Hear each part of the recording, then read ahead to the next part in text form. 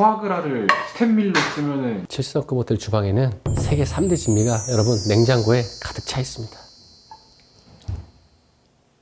이렇게.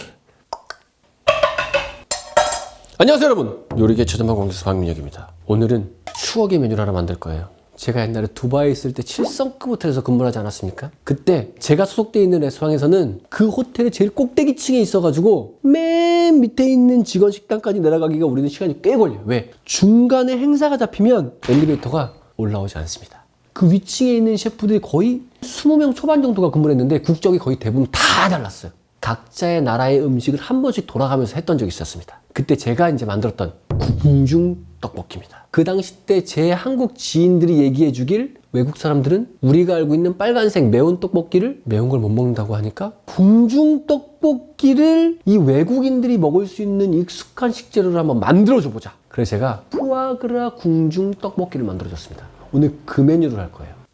그때는 양파를 조금만 넣고 대파를 이렇게 넉넉하게 넣습니다. 우리는 이 대파지만 서양은 이제 릭이라고 해서 이제 그걸 넣는데 한국에서는 릭 구하기가 힘드니까 그나마 이렇게 굵은 대파를 오늘 사용해서 똑같이 재현을 한번 해보도록 하겠습니다. 푸아그라를 스텐밀로 쓰면은 괜찮을까요? 7성급 호텔 주방에는 세계 3대 진미가 여러분 냉장고에 가득 차 있습니다. 대파 쓰듯이 썼어요. 대파 쓰듯이.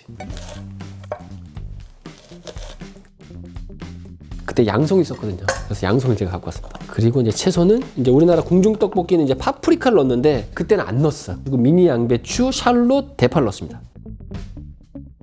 자, 이 정도면 충분할 것 같아요. 그래서 그때는 약간 제 개인적인 생각은 어떤 거였냐면 떡볶이인데 떡이 너무 많으면 야, 이 친구들이 그렇게 좋아하진 않겠다. 그래서 약간 이런 부재료들이 떡과 거의 1대1로 돼가지고 떡볶이를 좀 친근함으로 좀 다가가야겠다. 근데 거기다가 푸아그라를 구워가지고 위에 얹으면 우리나라 음식을 조금 더 약간 친근감 있게 한식 먹어보고 싶다. 이런 생각을 다가오게끔 만든 아이디어였습니다. 샬롯은 겉껍질은 벗기고 얘를 껍질을 이렇게 벗겨야 돼. 이렇게 해서 속살 하나하나 안 벗기면 아우 우리 셰프들 이것들 아주 그냥 안 먹더라고요. 이거 떡볶이 30분이면 할 줄 알고 했다가 이거 왜 나한테 이거 껍질 안 까냐 그래가지고 떡볶이 하는데 2시간 걸렸어요 여러분. 자 여러분 채소를 한번 먼저 구워보겠습니다. 한 방에 넣고 굽는 것보다는 하나하나씩 좀 볶아가지고 식감을 좀 살리는 게 중요합니다. 그러고 나서 그 팬에다가 고기를 좀 구워야 됩니다. 보통 궁중 떡볶이 할 때 고기를 잘라가지고 양념장에다가 조물조물 해가지고 이렇게 넣어서 조리하기도 하지만 저는 오늘 스테이크식으로 그때 했던 그 방법을 그대로 한번 보여드리도록 하겠습니다. 여러분 첫 번째 오일을 살짝 두르시고요. 샬롯을 이렇게 호로록 던져서 너무 센 불이 아닌 살짝 자글자글 한 중불 정도에서 익힌다. 이제 중간에 이제 반 정도 남아있는 곳에서는 양배추를 익히도록 하겠습니다. 양배추도 안쪽에 면이 좀 다게 이 둥글둥글한 면이 아니라 이쪽에 잘려있는 면이 좀 다서 색깔이 이쁘게 날 수 있도록. 자 요게 이제 조리가 되는 동안 양송이는 반 정도 잘라주세요. 반 정도.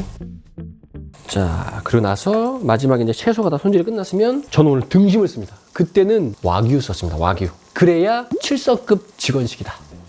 그래서 스테이크 굽듯이 그냥 소금, 후추로만 해서 구운 다음에 잘라서 마지막에 살짝 버무리는 거로 하겠습니다. 이렇게 딱 집어봤을 때 살짝 노릇하다 더 내야 돼요. 왜냐면 이따가 물이랑 간장 양념 베이스가 들어가면 저 노릇한 것들이 색깔이 빠집니다. 여러분. 진하게 내야 나중에 시간이 지나고 이 액체랑 같이 끓여도 구웠다라는 느낌이 있을 수 있다. 자 양배추는 한쪽 익었으면 반대쪽. 자 양배추를 먼저 뺄 겁니다. 양배추가 더 금방 익어요. 야 떡볶이를 이렇게 그냥 아주 심각하게 만들어 본 적이 없어요. 왜냐면 그때 다 선배 셰프들이잖아요. 그러니까 야 진짜 제대로 만들어야겠다 라고 해가지고 약간 좀 되게 신중하게 거의 뭐 파인다이닝 음식 하듯이 제가 그때 떡볶이를 했던 기억입니다. 반응은 폭발적이었는데 그 친구들이 떡볶이를 알고 있는 셰프들이 몇 명 있었습니다. 그 친구들이 나한테 했던 얘기가 뭐냐면 내가 알고 있는 떡볶이는 저 색깔이 아닌데 그래서 그거는 매워서 못 먹을 것 같아서 나 궁중 떡볶이 준비했다니까 그게 먹어보고 싶었는데 그 얘기를 했었어요. 당연히 못 먹을 거라고 생각했거든요. 자 양배추는 색깔이 노릇노릇하게 전체적으로 났으니까 미리 빼주세요. 그냥 스테이크 옆에다가 딱 놔줘도 컬러도 이쁘게 났지. 그냥 끝난 거예요. 끝났어요. 그냥 먹어도 맛있겠다. 자 이렇게 이제 샬롯이 익고 있는 동안 반대쪽에 또 오일을 좀 뿌려가지고 양송이를 굽고 있겠습니다. 양송이를 요 잘려있는 면 쪽. 그 친구들이 이제 딱 떡볶이를 먹는 모습을 보고 나서 스티키한 질겅질겅한 질감을 당연히 싫어할 줄 알았는데 너무 잘 먹는 걸 보고 서양 사람들은 혹은 우리가 잘 몰라서 당연히 우리나라 음식을 전통적으로 음식을 주면 거부감이 있을 거야 라고 생각하지만 지금의 저를 생각한다면 그냥 우리나라 음식을 한번 줘볼 필요도 있다. 그땐 제가 편견이 너무 많았던 것 같아요. 자, 이제 샬롯을 구독, 자, 좋아요, 알림 설정까지. 어떠냐, 관계야? 내 실력이 이 정도야. 그냥 먹어도 맛있어. 그치, 그냥 먹으면 맛있겠지. 자, 이제 남아있는 공간에 대파를 넣습니다. 오일 한번 또 뿌려주시고. 자, 이렇게 되면 이제 빼겠습니다. 파는 살짝 투명해지면 됩니다. 자, 요렇게 이제 쿠킹 되면 이제 스테이크를 쿠킹하도록 하겠습니다. 스테이크는 얇으니까 센 불에서 그냥 칙칙칙 하고 끝낼게요.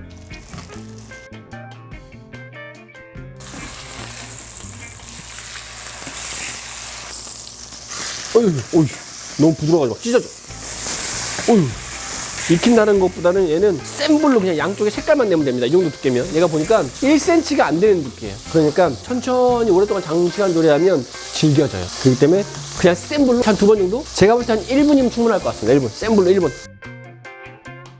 이렇게 해서 고기는 레스팅. 일반적으로 궁중떡볶이 하듯이 그냥 넣고 비비는 거 아니에요. 제가 그때 했던 것들은 이 친구들을 배려하기 위해서 조금 더 세심하게 했습니다. 자, 여기서 이제 조리가 거의 90% 끝났다고 생각하면 됩니다. 떡은 제가 1시간 전에 미리 불려놨어요. 물에. 쌀떡. 양념을 한번 넣어보도록 하겠습니다. 얘는 물입니다. 물.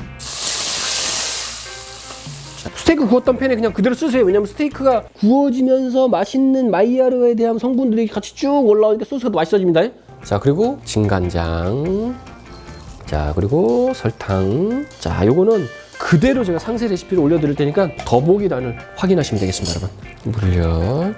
조금 더 농도가 약간 좀 질척하게 나올 수 있게끔. 자, 그리고 마늘은 크게 2개 넣고 약간의 후추를 약간 페퍼리하게, 이제 외국인들이 먹었으니까 이렇게 해서 천천히 이제 자글자글 끓이면서 마늘이 이제 아린 맛이 없다, 이런 느낌이 딱 들 때까지 떡이랑 같이 끓여주시면 됩니다. 그럼 이제 떡이 이제 부들부들해지겠죠. 이제 갓 뽑아낸 것처럼. 저는 그때 당시 쌀떡을 썼지만 취향에 맞춰서 밀떡 좋아하시는 분들은 밀떡 넣으시고. 자, 요렇게 바글바글 끓인 다음에 어디에 그냥 포커스를 하시냐면 떡볶이가 되게 부드러워요. 하나를 먹어보세요. 갓 방앗간에서 가까운 거 갖고 온 것 같다, 이런 느낌이 나면 됩니다. 이대로만 먹어도 되게 맛있어요. 자, 요거를 이제 넣고 나서 조금만 끓인다, 이런 느낌으로 넣어주세요. 이렇게.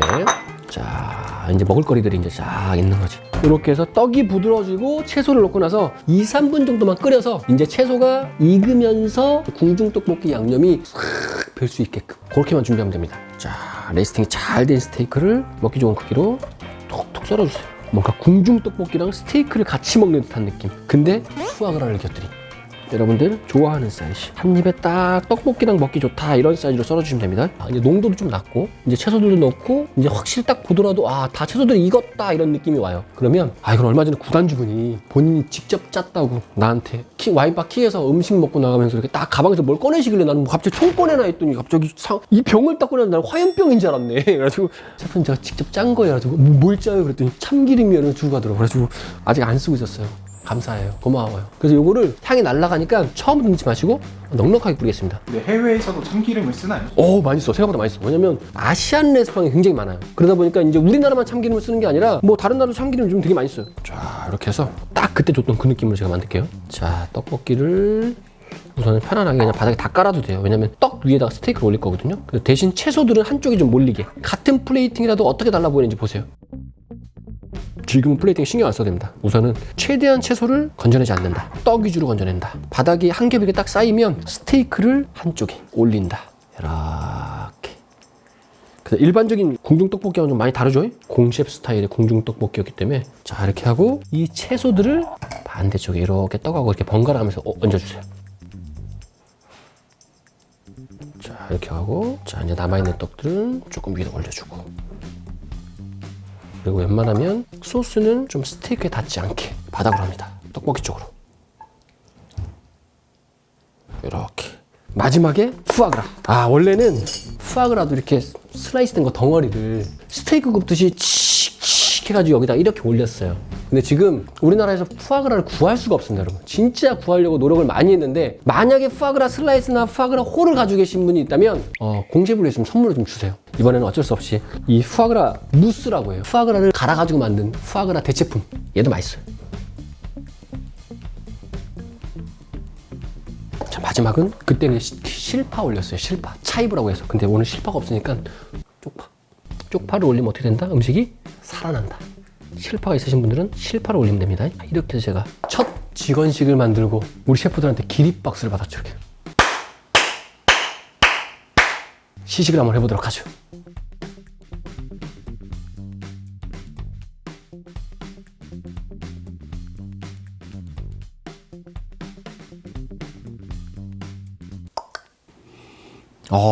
이 느낌입니다. 이 느낌. 스테이크랑 떡볶이를 올렸는데 처음에 향은 뭐가 와야 되냐? 고소한 참기름의 향이 먼저 싹 와가지고 참기름을 혹시 안 먹어본 우리 셰프들한테는 궁금증을 불어일으키는.